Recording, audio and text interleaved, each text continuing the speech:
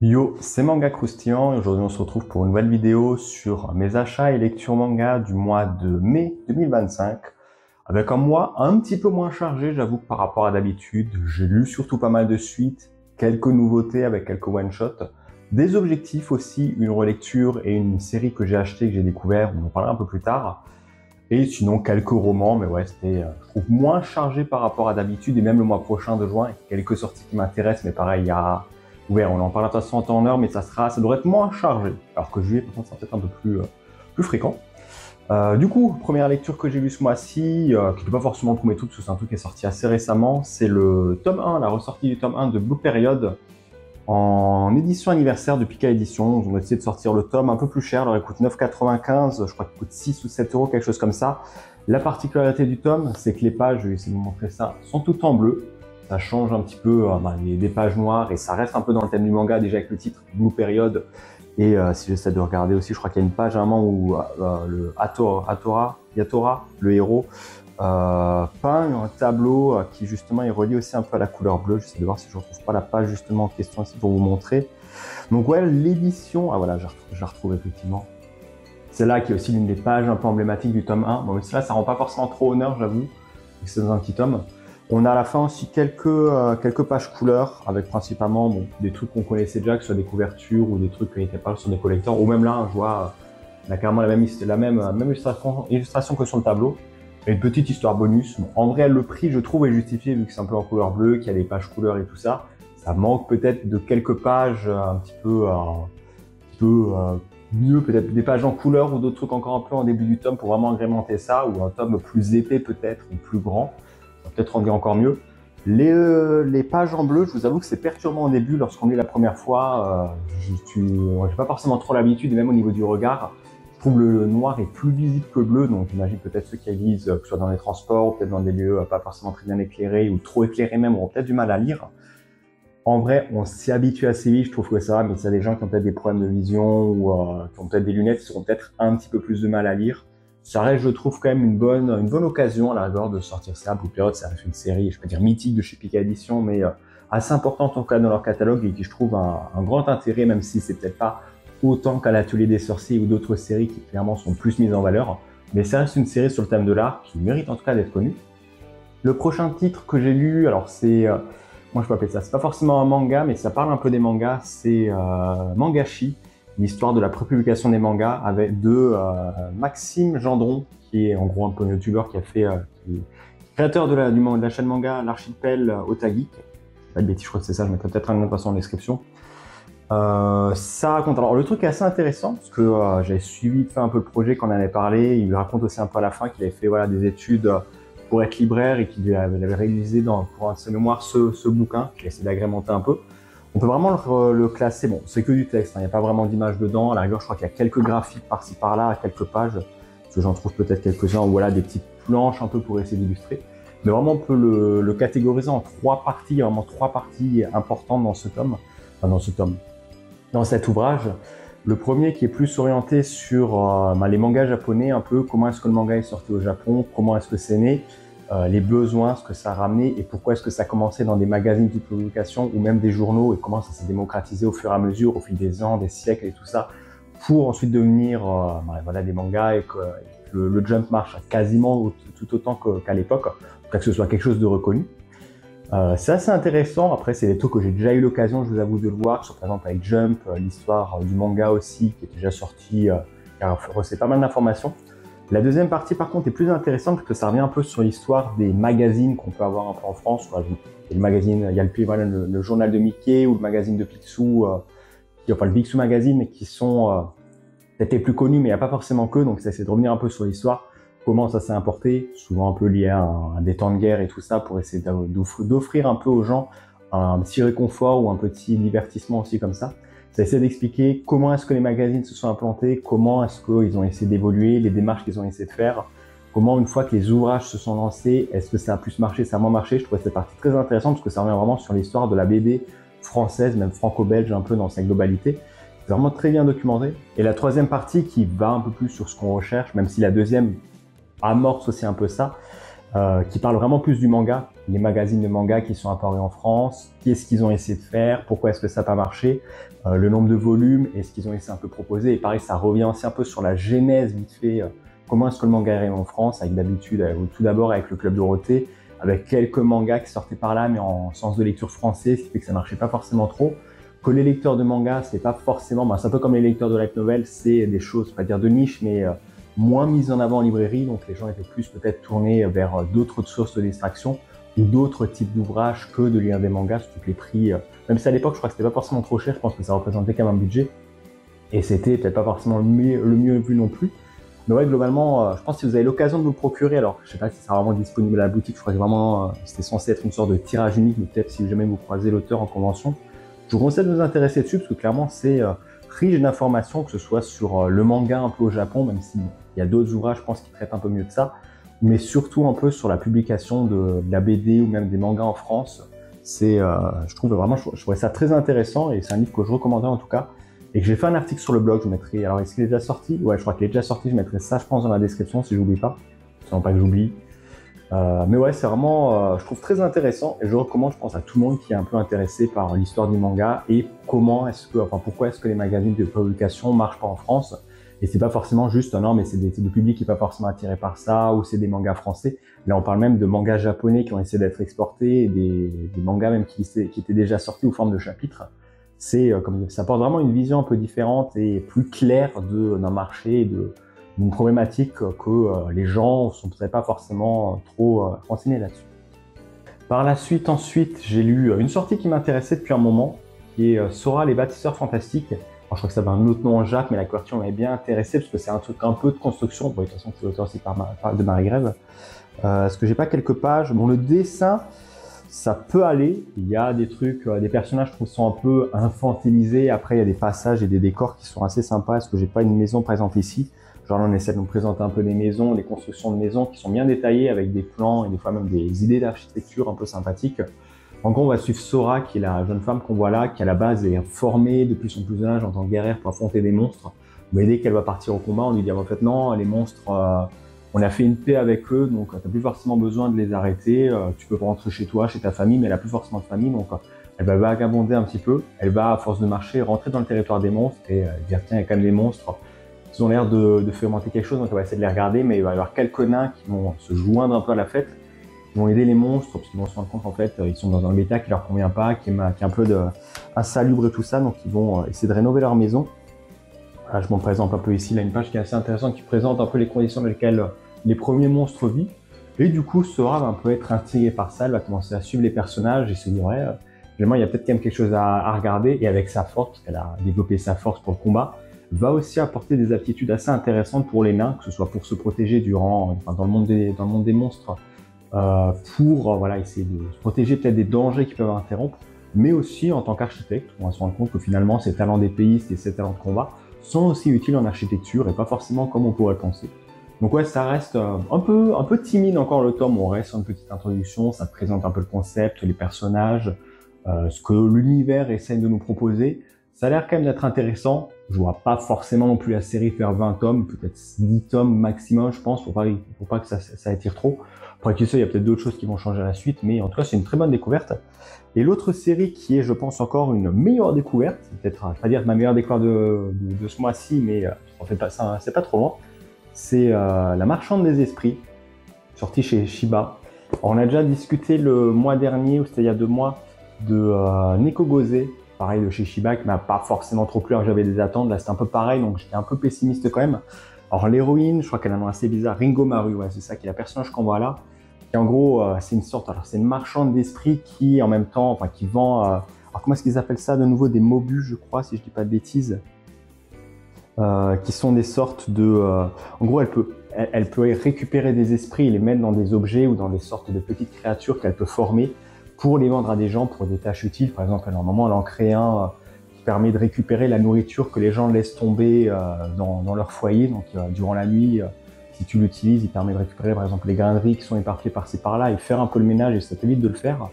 Donc, ça, c'est, l'univers, je trouve ça assez sympathique et on a un peu ce délire esprit, parce que j'ai pas une page qui présente un peu des trucs sympathiques. Alors, peut-être pas celle-là. À la rigueur, là, j'en ai un. Morio, voilà, c'était pas les Mobu, c'était les Morio. Là, pareil, on a des Morio papillons qui ont aussi une certaine signification, un peu reliée aux légendes. C'est un peu ce que j'avais aimé avec Spirit Seeker, c'est vraiment sur un récit qui s'ancre un peu dans le Japon, qui s'ancre un peu dans une culture un peu japonaise, culture des esprits et tout ça, mais qui a quand même son propre univers. Par exemple, là, les Morio, on en a une foule, on les connaît pas forcément toutes, et ça donne envie de, même aux lecteurs un peu de réfléchir et se donner des informations en se disant ouais, finalement il y aurait peut-être même un Morio pour ça qui pourrait exister. C'est un Morio qui existe pour tout, il y a peut-être même qui peut exister pour telle mécanique ou pour telle chose, voir les dangers que ça peut représenter, parce que les Morio mal utilisés, ça peut aussi avoir des effets un peu néfastes sur les gens, par exemple. Si je dis le Morio là qui nourrit, qui se récupère la bouffe, qui est tombé, si jamais il y en a pas, il peut peut-être faire des choses qui sont pas forcément dans l'ordre ou pas ce qu'on pourrait imaginer. Donc c'est des choses un peu à prévoir. Peut-être le petit point où j'ai un peu peur, c'est pareil, elle recherche. Il y a son maître qui a été décapité il y a plusieurs années, donc elle recherche un peu les différentes parties du corps de son maître, qui sont éparpillées un peu partout, aidées, cachées aussi par l'un des antagonistes qu'on va rencontrer assez rapidement. Et peut-être le truc où je suis un peu dubitatif, c'est on est à 2 tomes, on nous dit il y a 7 parties de corps, je crois qu'on en a déjà récupéré 3, et on y en a 2 où on connaît les emplacements, donc je me dis ça va quand même assez vite, on est à 2 tomes, la série se termine en 7 tomes. Je sais pas forcément trop ce que ça va raconter encore sur la suite. Il y a matière de toute façon de creuser, de raconter des techniques mécaniques, je pense, mais je suis quand même un peu surpris et j'ai hâte de voir un peu ce que nous avons à la suite. Mais bon, en tout cas, une très bonne série avec un aspect graphique aussi assez sympa, même si j'ai pas forcément montré trop de pages non plus. J'en ai pas une ici qui pourrait peut-être être un peu plus présentative peut-être, qui est pas forcément que trop avec les Morio, pour éviter de trop spoil les événements. Ouais, je ne retrouve pas. Bon, à la rigueur là, même si c'est pas forcément la plus belle, avec un autre personnage, on a quand même cet aspect un peu simpliste, des dessins, mais en même temps plus de beauté, plus de caractère sur les décors et sur les personnages. Par la suite, on va partir en nouveautés. Alors, il y en a pas mal, on va essayer de faire assez rapidement. Mariage toxin, tome 9. On a un peu la fin de l'arc, alors je sais plus comment elle s'appelle. Naruka, non, c'est pas ça, Dimi, le personnage qu'on voit là derrière, qui en gros était ramené à un mariage forcé. On va voir un peu ce que ça va engendrer sur la fin. Ils vont réussir à la sauver, tutti quanti. Et on a une nouvelle intrigue qui se lance un peu avec Gero qui va participer à une sorte de bal avec des personnes humaines. Cette fois, avant, c'était plus vraiment des spécialistes, des tueurs à gages et tout ça. Là, c'est plus des humains qui vont être impliqués, parce qu'on nous disait, ouais, le monde des... comment ça s'appelle de nouveau? C'est pas des tueurs exactement, c'est des assassins. C'est un peu 2 mondes à part, il y a le monde des humains normal et le monde des assassins, avec les assassins qui gèrent un peu leur mission de leur côté. Là, on va voir qu'en fait, les deux sont l'air d'être un peu mêlés. Il y a les assassins qui disent, on va quand même mêler les humains un peu à nos intrigues, parce que ça fait une force de frappe en plus, et ça peut créer la surprise aussi chez l'adversaire, donc ça rajoute un peu des enjeux un peu là-dessus. On a aussi un nouveau clan qui fait son apparition, qui en vrai, c'est le clan qui gère des flingues, qui sont pas plus impressionnants que ça pour le moment. Je trouve leur technique un peu classique par rapport à ce qu'on a déjà pu voir. Mais ça reste un tome toujours assez sympathique, ça se lit plutôt rapidement, une série que j'aime bien. Jojo Land, tome 5, alors on avait l'arc toujours un peu avec la police là qui essaie de débarquer, nos personnages qui avaient réussi à voler les plans de la propriété, je crois, d'un terrain, si je dis pas de bêtises, et qui se sont attaqués par le pouvoir d'un stand qui les attaquait un peu de l'intérieur. Ça, on voit un peu le dénouement de tout ça, on a des passages avec les policiers qui pareil sont très sympathiques. Est-ce que j'ai pas une page un peu ici qui peut présenter? Voilà, la rigueur Salah qui est vraiment bien, qui présente un peu l'un des adversaires que nos héros vont rencontrer, qui va donner un peu de fil à retordre. C'est sympa, j'ai l'impression qu'à la fin il y a un nouveau personnage qui va peut-être rejoindre encore un peu le groupe des héros, ce qui fait que le groupe va encore s'agrandir. Pas forcément plus mal non plus, mais j'espère que tout le monde pourra bien être traité. Peut-être que je me trompe, peut-être qu'il y aura d'autres choses qui vont changer par la suite, mais voilà, Jojo Land, toujours une valeur un peu sûre. C'est quand même encore un peu timide, j'ai l'impression. Il y a des choses qui avancent, mais c'est peut-être parce que c'est la première série Jojo que je lis tome par tome, etc. avec la sortie. Alors que les autres, ils ont enchaîné quasiment les tomes, vu que toute la série la partie était presque finie. Mais ça fait un peu bizarre, je trouve. Ensuite, prochain tome, 365 jours pour un mariage, tome 7. Alors je sais plus forcément trop ce qui se passe, je crois qu'il y avait des éléments un peu timides, on apprenait un peu plus, Rika et Nayuta, c'est ça, Rika et Takuya, qui vont apprendre un peu à se faire un peu plus connaissance. Ils disent bon, maintenant on va se marier, donc il faut qu'on essaie ils avancent un peu nos étapes de notre relation. Ils vont commencer à essayer d'avoir des rapports intimes, mais c'est pas forcément encore, sont pas forcément habitués, donc ils galèrent un peu sur ça. On a aussi une partie après avec Takuya du coup qui va représenter le héros là, qui va présenter du coup sa femme, sa future femme vraiment à son père, sachant qu'il l'avait déjà fait, mais il avait relevé la vérité. Donc là, il va le revoir en disant bon, finalement, je vous la représente officiellement, c'est vraiment elle avec qui je vais me marier. C'est assez sympa parce qu'on va voir le père du coup qui a un caractère un peu différent de la première fois on l'avait vu. La première fois, il était quasiment. Il y a un passage qui m'a bien marqué, c'était qu'il disait ouais, tu vas arrêter de faire le gamin longtemps là. Est-ce qu'à un moment, il faut quand même penser un peu aux choses sérieuses et penser un peu à ton avenir. Et là, je sais pas, il est tout d'un coup comme s'il avait compris ou comme s'il attendait pas forcément plus rien, mais si il suivait maintenant plutôt son fils que lui donner un peu des ordres et lui dire non mais faut penser sérieusement là. Il est quasiment résigné un peu avec ça. Ça peut cacher des petites choses, mais je trouve ça intéressant, notamment aussi un peu sur l'héritage des liens familiaux. On parle du père, mais il y a aussi la grand-mère de Takuya qui va avoir un petit rôle là-dedans. Et on va voir un peu, par exemple, l'espace des générations, comment est-ce que nos parents peuvent penser de nous lorsqu'on se marie, ou même de la femme ou de l'homme avec qui on veut se marier. C'est assez intéressant, je trouve, la vision. Ça reste une série. Alors, le tome 7 a pris un peu de temps à venir. Le 8, je crois, il vient assez rapidement. Donc, on aura ensuite assez faire la suite, on devrait voir la suite plutôt rapidement. Mais ouais, ça reste une série toujours pleine de sagesse, même s'il y a des petits éléments, je trouve, qui me font des fois un peu défaut, que ce soit dans le tome 6 ou même celui-là, la relation qui fait assez enfantine alors que c'est censé être des adultes. Ils n'osent pas forcément trop se toucher. Bon, je peux comprendre, c'est peut-être dans les mentalités japonaises, mais c'est censé être des adultes. Je me dis, ils peuvent peut-être qu'amuser de passer un cap quand même.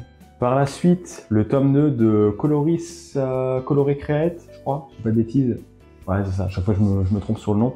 Qui est toujours la série de l'autrice Daria.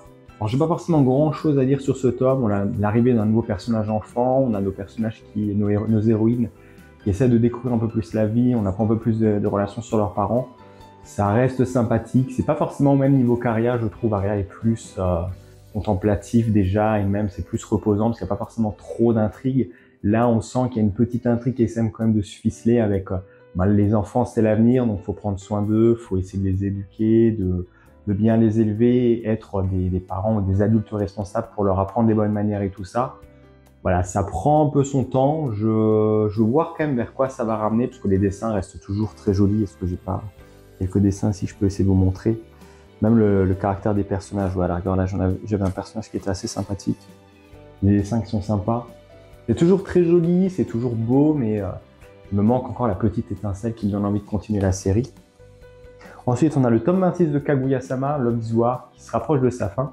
Alors cet arc, j'ai un peu de mal, j'avoue qu'on part vraiment sur un délire complètement différent sur le reste de la série. On est plus sur un ton sérieux avec Shirogane qui essaie d'affronter les parents de Kaguya, qui essaie de la marier de force, et elle qui essaye de un peu résister à ça tout en même temps. On va voir le plan un peu qui se met en place, les différents camarades aussi que Shirogane s'est fait au fil de toute son aventure, de toutes ses années à l'école et tout ça, les problèmes qu'il a rencontrés, qui essayent de l'aider un petit peu du mieux qu'ils peuvent, qui réussissent plus ou moins, mais en tout cas qui avancent en tout cas dans leur objectif. La fin est plutôt belle, on apprend aussi un peu le vrai désir de Kaguya qui s'affirme enfin un peu devant ses parents. Il y a quand même, comme dit, des petits trucs, je trouve on perd un peu l'aspect qu'on avait comédie romantique tout au début pour juste rester dans un truc, c'est même pas de la comédie, c'est plus un truc un peu sérieux, du sérieux romantique et encore un peu difficile à expliquer, mais ouais. Je reste un peu sur ma fin quand même, ça reste sympathique à lire, mais je reste sur ma fin sur vraiment ce qu'essaie de raconter la série. Et enfin, prochain tome qui est Slam Dunk tome 9, ça redémarre encore un peu, c'est pas toujours l'amour fou, j'avoue que Slam Dunk j'ai vraiment du mal, il y a des bons moments c'est sûr, mais vraiment on me disait quasiment c'est l'un des meilleurs mangas de sport. Vraiment, j'attends encore un peu cette petite étincelle et ce truc en plus qui me dira oui, effectivement, Slam Dunk, c'est un incontournable, faut le lire. Ça reste sympa, on voit un peu tout l'amour d'Inoue sur le dessin du basket. Il y a des passages, je ne vais pas vous le cacher, qui m'ont quand même bien pris au trip aussi quand comment il s'appelle, je sais même plus comment il s'appelle maintenant le héros. Je sais plus, mais encore au grand, quand il va louper un panier, qu'il y a un de ses camarades qui récupère la balle et qui finalement va mettre le panier, j'avoue quand même, il y a certains enchaînements qui sont sympathiques. On voit un peu la suite des événements, le lycée Akuro qui continue un peu sur sa lancée, qui va affronter des adversaires encore plus puissants et encore plus sérieux. Hâte de voir quand même ce que ça va donner pour la suite et si à un moment il y a... Parce que je sais que le héros à un moment... il va changer de coiffure, il va avoir les cheveux complètement coupés. J'ai vu ça sur des jaquettes de top, donc c'est pas vraiment dire que c'est un spoil. Donc je me dis, il y a peut-être avoir un élément déclencheur à un moment, que ce soit sur le personnage ou même dans la série, qui qui va dire ok, là maintenant on passe aux choses sérieuses, fini de rigoler, fini de faire un peu le mariole, même si le héros essaye de pas forcément faire le mariole, il essaie quand même de rester sérieux, mais il fait quand même encore des erreurs, on voit qu'il est encore un peu débutant. Mais ouais, j'attends vraiment ce petit moment pour me dire ok, là vraiment les choses changent et ça devient quelque chose de sensationnel. Bon allez, il me reste encore 8 tomes à lire là, je pense qu'on va faire un peu plus vite. La danse du soleil et de la lune, tome 8, on a la fin d'un arc et c'est pas quasiment un arc de transition, on a le héros qui arrive dans un sanctuaire, qui essaie de reprendre un peu des forces. On apprend aussi un peu le passé de ce personnage là avec le masque de Tengu, qui, bon, encore une fois, montre que la série, il y a les croyances qui peuvent avoir des conséquences un peu néfastes sur les Japonais, notamment un peu à cette époque-là où on se dit ouais, la famine ou si tel personnage est malade, c'est obligatoirement un esprit malin qui a causé ça. Cet esprit malin qui doit hanter la maison, est-ce que ça veut dire c'est moi qui suis hanté, est-ce que ça veut dire c'est mon fils? On jette souvent un peu sur la faute sur les autres. Ça reste sympa toujours, j'aime toujours un peu la série. Mais ouais, j'attends d'avoir mon personnage préféré, Aki, qui vraiment va plus briller, et ça va peut-être se faire dans le prochain tome, vu ce qui se passe un peu dans ce tome-là. On a ensuite, c'est quoi, 3600 secondes en un jour, qui augmente encore la relation entre les personnages, notamment Tsunde ici et Aoi, je sais si je dis pas de bêtises. Ouais, Aoi, ou Shiro, non je crois que c'est Shiro, pas de bêtises. Qui augmente un peu leur relation durant une fête de sport. On a un peu l'aspect plus sérieux des cancres de la classe, enfin des fumistes du lycée, qui du coup en imposent un peu plus. J'avoue qu'il y a une page à un moment, est-ce que je peux la retrouver par contre, c'est là, je vais quand même vous la montrer, qui en impose un peu plus, et même les camarades, les autres camarades est-ce que c'est ça? Ouais, je suis presque, voilà, la rigueur ici, celle-là me présente un peu mon truc. Vraiment, on les voit en mode sérieux, ils essaient de mettre des encouragements. On voit un peu l'évolution et on voit qu'ils essaient de faire des efforts et qu'ils essaient d'en imposer, et clairement, ça fait plaisir en tout cas de voir ça. On voit que la série évolue bien et c'est un point que je note bien. On a Sushi Girl, tome 8, bientôt la fin, c'est terminé en 10 tomes. Pas forcément trop en parler, en vrai, je pense que j'en reparlerai quand la série sera terminée, donc ça reste sympa, on arrive un peu vers l'arc final, Kirari commence à péter un peu un câble et les autres essaient de l'arrêter. Pas grand chose à dire là-dessus, surtout un tome d'introduction vers la fin. Clévates, tome 8, alors beaucoup de tome 8 j'avoue, qui est plus intéressant, j'avoue, le tome 7 était très cool, là on a un peu alors les autres camarades, pas forcément nos héros, pas forcément Clévates et Alicia qui vont briller, même si brillent aussi un petit peu, mais aussi un peu les autres élèves qu'on avait rencontrés en début d'arc, qui vont essayer qui vont réussir à infiltrer un peu comment on peut appeler ça, les assassins, les évêques un petit peu là qu'on peut voir, qui gèrent un peu tout ce plan, qui gèrent tous les trucs de magie. On va découvrir d'ailleurs la véritable identité d'un personnage. Je m'y attendais pas, j'avoue que la surprise était quand même bien amenée. Alors je sais pas s'il y avait peut-être déjà des indices un peu par la suite, ou enfin par la suite, par le passé au début de l'arc, mais ouais, j'avoue que j'étais quand même sur le cul quand j'ai découvert ça. Et ouais, toujours une bonne série, qui d'ailleurs l'arc sera un peu plus long, parce que le premier arc avait fait 4 tomes, là on est aussi à 4 tomes sur le deuxième arc. C'est pas encore fini, je pense qu'on a au moins pour 1 voire 2 tomes quasiment, si on veut finir encore l'arc de manière propre. Mais ouais, ça reste bien, et je pense que les conséquences peuvent bien s'enchaîner vu comment la série continue d'avancer. La suite, Reach and Own, tome 2, un peu comme tome 1, en vrai je suis mitigé, les personnages sont plats, on nous découvre un peu un flashback, on nous présente finalement, tiens, le frère ici qui voulait assassiner son roi, le frère là qui essayait je retrouve une image ici, voilà la gueule là. Le frère ici, totalement pas du tout cramé, qu'en fait c'est lui le méchant, ça fait assassiner ton frère pour essayer d'être le roi. C'est pas forcément trop ouf. Pareil, à un moment on nous présente un personnage, c'est un villageois. Design random, numéro 1095 de n'importe quel isekai. Est-ce que je retrouve, j'avais la page je crois juste avant ici. Voilà. Genre lui, villageois random ou mercenaire random d'un énième isekai. J'ai un peu de mal. La fin du tome, c'est pareil. En vrai, c'est comme le tome 1. La fin du tome, il y a des petits éléments. Tu te dis, ouais, en fait, il y a moyen de creuser, il y a moyen de faire des trucs. Mais est-ce que le tome 3, ça sera pas la même rengaine ou ça va me décevoir au début. À la fin, il y a un petit élément, cliffhanger, qui va me dire, allez, ça donne quand même envie de lire la suite. Je pense que je donne ma chance au tome 3. Et si c'est le même délire, je vais arrêter la série. Mais ouais, ça, il y a des trucs, mais j'ai l'impression que ça pousse pas et ça reste sur des bases trop classiques pour moi. Kamisama School tome 8. Alors j'avoue que je me rappelle plus forcément de ce qui se passait avant. Là on a Nagi qui est dans un temple, qui voit un peu tout ce qui se passe et qui se dit tiens, le temple est quand même assez grand, ça a l'air intéressant, j'aimerais bien essayer peut-être de travailler ici, mais elle se dit mais merde, faut que je reprenne le temple familial aussi, mais en même temps c'est bien là où je suis, tout est frais payé, on mène la belle vie et tout ça, donc elle galère un petit peu. Il y a un de ses camarades qui se fait emprisonner aussi un peu là-dedans. On va découvrir que le temple où ils sont, il se passe peut-être des choses. C'est surtout à la fin, je vais pas forcément trop en dévoiler, mais il se passe un peu des choses avec les camarades d'une lignée, une sorte de prophétie aussi qui pourrait se passer, et les Kami qui essayent comment je peux raconter ça sans trop spoil, de pousser cette prophétie pour qu'elle soit réelle et qu'elle aille dans leur sens et qu'elle arrive un peu plus rapidement que prévu ou que attendre le hasard pour qu'elle arrive. Ça peut être glauque, j'ai hâte de voir, enfin je trouve ça reste, pour ceux qui ont lu le tome, vous verrez peut-être effectivement à la fin du tome ce qui se passe, mais c'est osé, j'avoue que c'est un truc, il y a des mangas qui en parlent c'est sûr, mais une série un peu comme ça qui est, je n'ai pas de recommandation dessus, hein, ça peut être lu à n'importe quel âge, mais ouais c'est brut, on va dire c'est brut et c'est un message assez dur qui existe, même si ça existe je pense moins, et j'espère que ça existe moins de nos jours, mais ouais je m'attendais pas à voir ça dans cette série. Ensuite, non, il reste encore un autre tome après.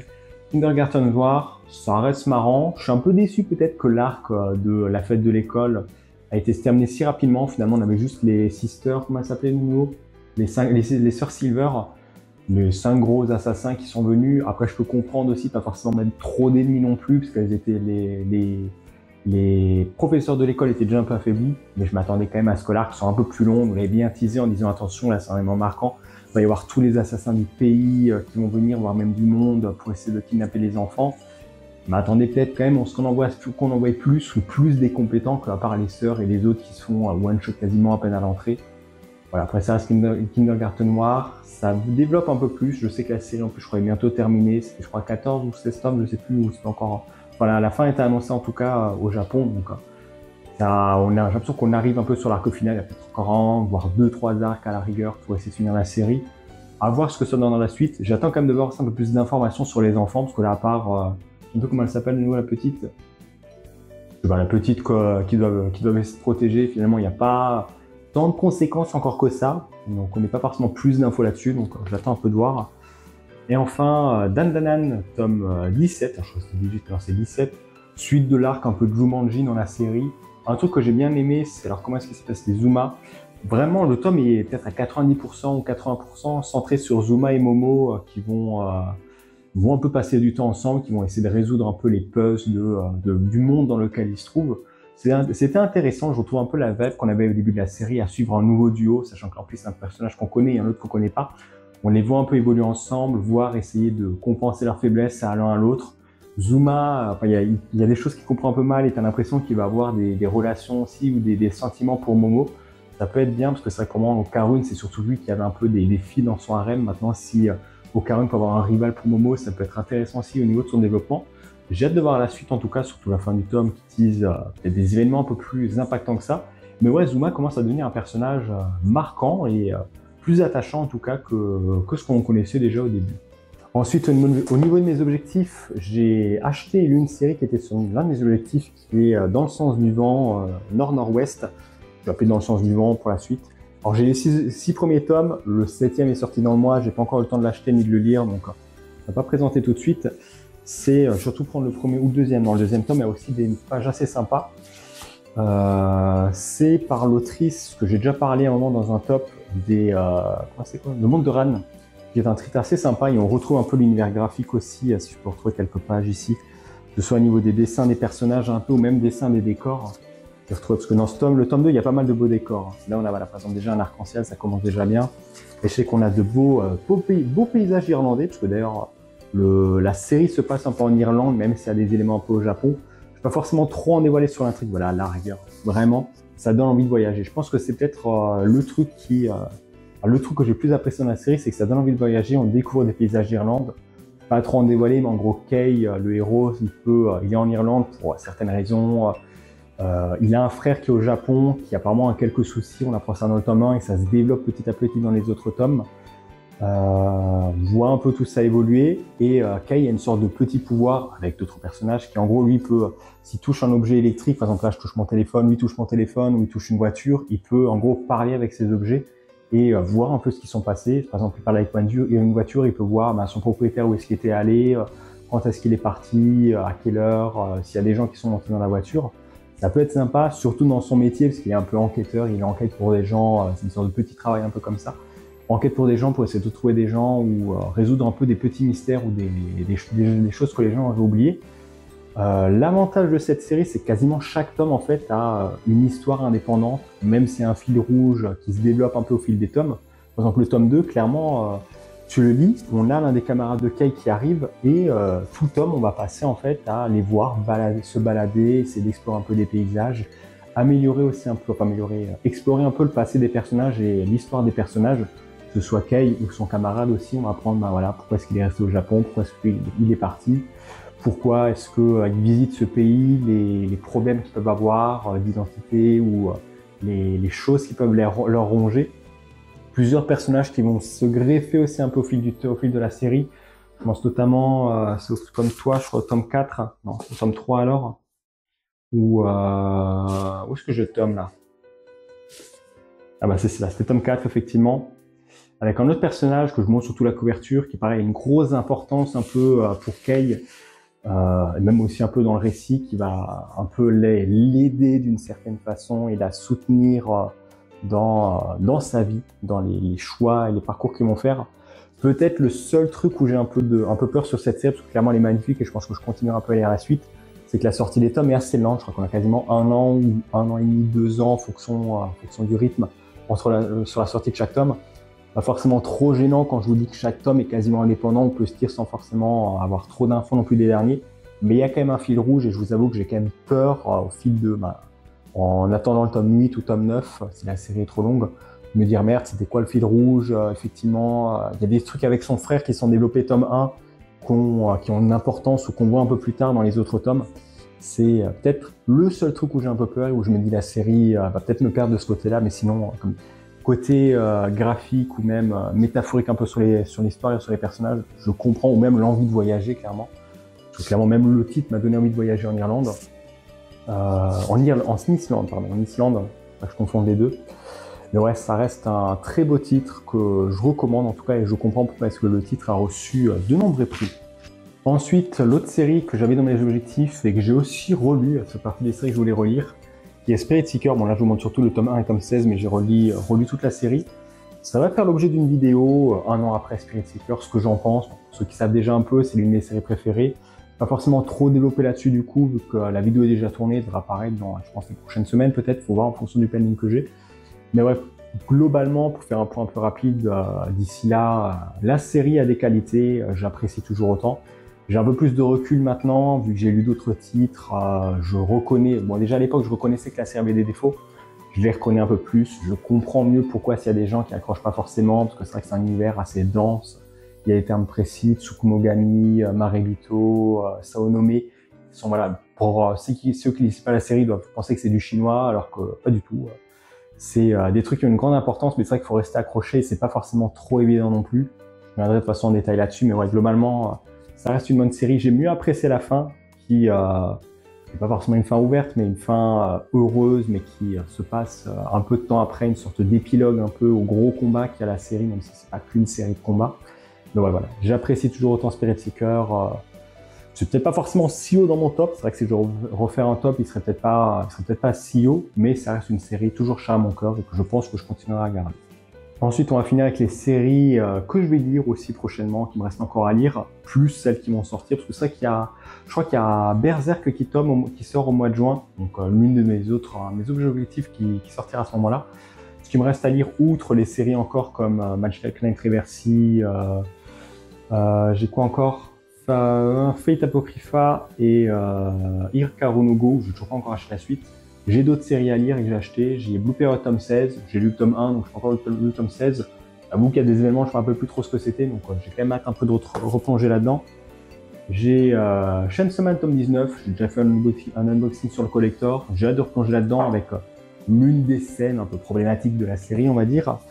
Une autre série où j'en entendais beaucoup de bien, c'est Run to Even, un manga un peu français.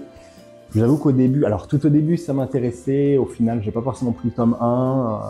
Finalement j'ai quand même décidé de craquer, j'avais hésité. J'avais quand même des grandes attentes parce que c'est vrai que les gens disent ça en disant, notamment aussi le tome 1, je sais que j'entends pas mal de gens dire ça, je crois en Google parce qu'on en avait parlé, que le tome 1 on pense que d'abord c'est un récit un peu de course avec quand même on voit Run to Even, donc on voit le personnage en train de courir, un truc un peu d'athlétisme.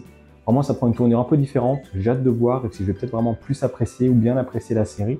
Mais ouais, ça fait partie de mes objectifs pour le mois prochain que je vais essayer de lire. Plus d'autres séries, et c'est là que je vous disais que le mois serait peut-être un peu moins chargé que d'habitude, parce que c'est plus des romans.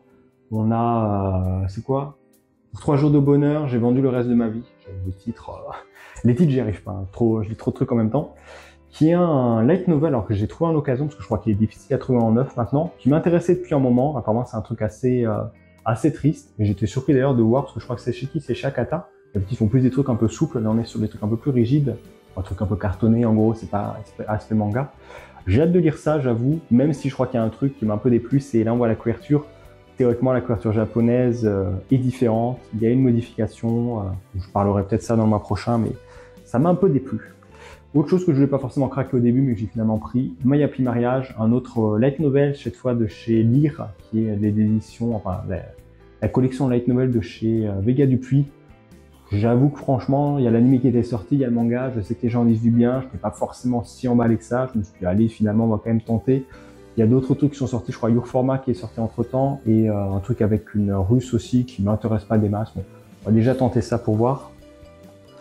Brundle, je crois que j'ai déjà discuté du tome 1 à un moment, j'ai pris le tome 2, je me rappelle absolument plus ce qui s'est passé dans le tome 1, mais d'après ce que j'ai compris, là c'est une sorte de, enfin un truc qui se passe je crois 100 ans un peu avant, donc apparemment ça devrait pouvoir se faire aussi. Et autre truc qui est un peu un ouvrage aussi, qui est aux origines du manga, qui m'intéressait depuis un moment, j'ai hâte aussi un peu de voir ce que c'est. Alors je crois qu'il coûte assez cher, ouais 25 €. On verra, j'espère que ça sera rentabilisé, que ce ne sera pas un truc où je serai un peu dégoûté de ce que ça raconte, c'est pas un truc trop documentaire. Mais ouais, voilà, ça fait partie un peu des achats des achats que j'ai fait et que je vais essayer de lire durant le mois prochain. J'espère que cette petite vidéo vous aura plu, c'est pas si petite que ça. Si c'est le cas, n'hésitez pas à liker, commenter et sur la chaîne si ce n'est pas fait. Et sur ce, je vous dis bye tout le monde.